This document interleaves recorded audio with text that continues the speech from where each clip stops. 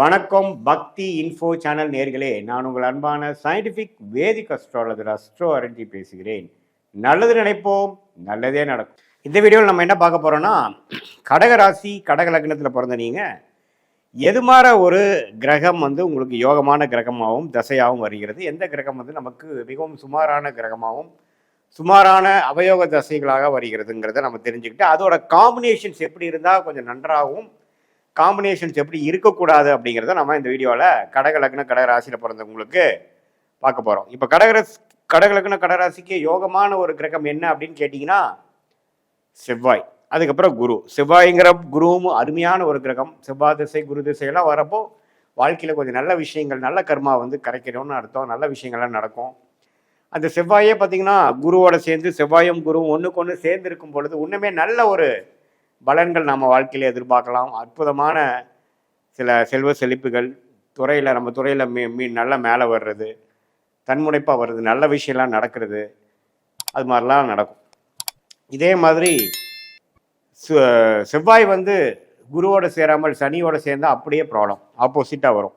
பிரச்சனைகள் என்னதான் கைக்கு வந்தது வாய்க்கு வரவில்லைங்கிற மாதிரி சில பிரச்சனைகள், சில தடைகள், அப்டக்கிள்ஸ் இன் லைஃப் அப்படிங்கிறது கொஞ்சம் செவ்வாய் தசையில் கொஞ்சம் வரும். செவ்வாய்ங்கிற காரத்தமாகி 5ஆம் இடம் புத்திரஸ்தானம்ங்கிறனால தொழில் ஸ்தானாதிபதியாக இருக்கிறனால தொழில் விஷயத்துலையும் வேலை விஷயத்துலையும் அதே மாதிரி குழந்தை விஷயத்துலையும் அப்டக்கிள்ஸ் நமக்கு இருக்குது அப்படிங்கிறது செவ்வாய் சனி சேர்ந்தால் தெரிஞ்சுக்கிறோம்.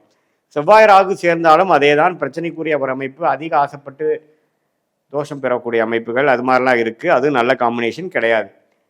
செவ்வாய் சுக்கரனோட சேர்வது, குருவோட பார்வையில் இருக்கிறது சேருவது, சந்திரனோட சேருவது, அது சந்திரன் ஒளி புரிஞ்சிய சந்திரனாக அமாவாசைக்கு பக்கத்தில் இல்லாமல் பௌர்ணமிக்கு பக்கத்தில் பிறந்த ஜாதகம்லாம் பார்த்தீங்கன்னா அருமையான ஒரு பலன்கள், அருமையான கர்ம பலன்கள் நம்ம தெரிஞ்சுக்கலாம். ஸோ உங்களுடைய கர்ம பலன் வந்து இந்த காம்பினேஷன்ஸில் தான் இருக்குது.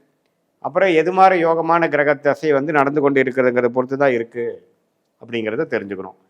சரி, எனக்கு செவ்வாய் குருவெலாம் வந்து ஓரளவுக்கு சனி ராகுவால் பாதிக்கப்படலை சார், நல்லா தான் இருக்குது, குருவோட சேர்ந்துருக்கு, சக்குரனோட சேர்ந்துருக்கு, சந்திரனோட சேர்ந்துருக்கு அப்படிங்கெல்லாம் இருந்ததுன்னா ரொம்ப சந்தோஷம். ஆனால் அதில் புதன் செவ்வாயோட சேருறது தப்பு.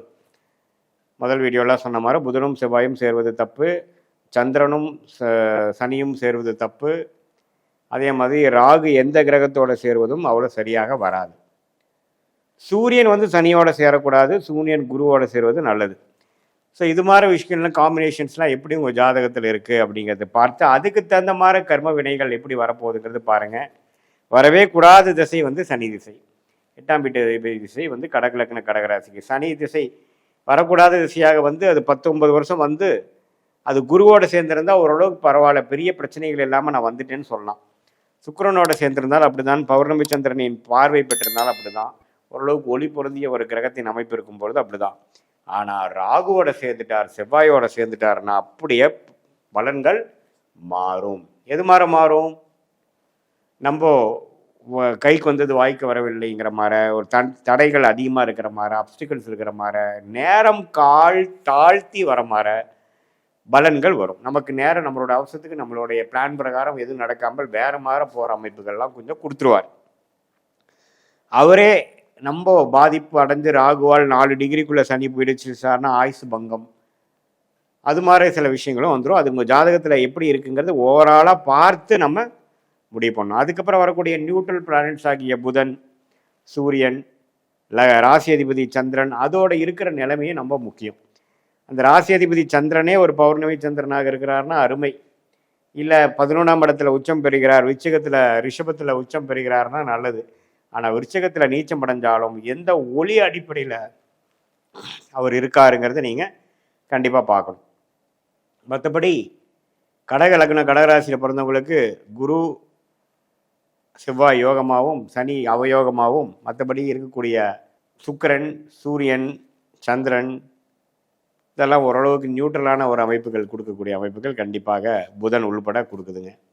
இதில் வந்து செவ்வாய் சனி ராகு மற்ற கிரகத்தோட அதிக சேரக்கூடாதுங்கிறது தெரிஞ்சுக்குங்க. செவ்வாய் சனி ராகு குருவால் சுக்கிரனால் சுபத்துவம் அந்த திருட்பலம் பெறும் பொழுது நல்ல அமைப்புகள் கொடுக்கும். உங்கள் ஜாதகத்தில் இந்த கிரகங்கள்லாம் எப்படி இருக்குன்னு பார்த்து அதுக்கு தகுந்த மாதிரி கர்மபலன் வாழ்க்கையில் நடக்கும்னு தெரிஞ்சுக்க. எந்த மாதிரி தசை போயிட்டுருக்கு, உங்களுக்கு செவ்வாய், ராகு, குரு தசைகள் வருகிறதா, அல்லது அவயோக பெல்ட் என்று சொல்லப்படுகிற சனி, புதன், கேது, சுக்கிர தசைகள் போயிட்டு இருக்காங்கிறது உங்கள் ஜாதகத்தில் பாருங்கள்.